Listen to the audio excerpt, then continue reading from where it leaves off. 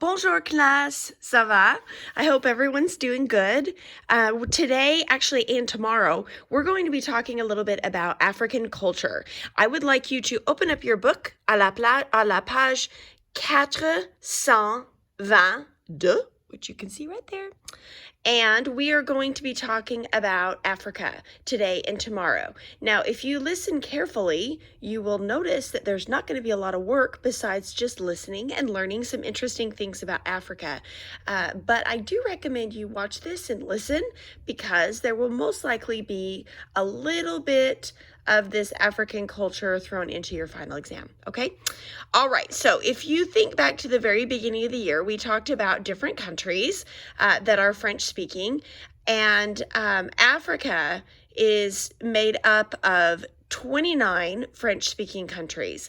One thing that I think is really interesting is 430 million people in Africa speak French. It's really incredible to me that there are so many. So if you look at this map, you can see the countries that actually have French as their official language. Those are shaded in green. So obviously most of these countries are located in the north and in the northwest of the country. Of the continent, countries, continent, got it. If you think really far back, the largest French-speaking country in Africa was the Democratic Republic of Congo. You might remember that from the beginning of the year. If you look at your map, the Democratic Republic of Congo is right here. So it's actually a really large country. Lots of French speakers there. So most of the French-speaking countries are located in this region, with the exception of this little guy over here, which you may remember is Madagascar. Okay, so that's just to kind of familiarize you with this continent. So we've got all these French speakers, and remember that total 430 million French speakers across 29 countries. Pretty incredible. Okay, next page. So here you see some examples of flags. Some of these you have in our classroom.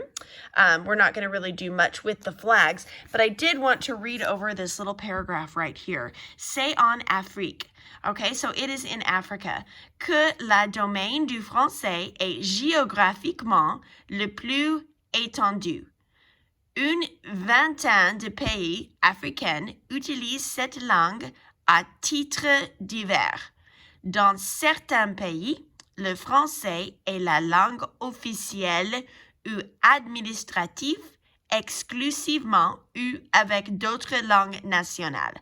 Dans d'autres pays, le français est utilisé comme langue d'enseignement dans le système public. Dans tous ces pays, le français est souvent utilisé dans le commerce et l'industrie. All right, so basically, French is usually one of several official languages. A lot of times, African countries will have their own dialect that they will speak. But as far as school, they learn French. As far as like interactions between industries or with money, you would speak French. So French is the official language, but that does not mean it's the only language spoken. Usually French countries have their own dialect, okay? All right, so we are going to be looking over these couple of pages right here, but honestly, I'm going to be doing this tomorrow.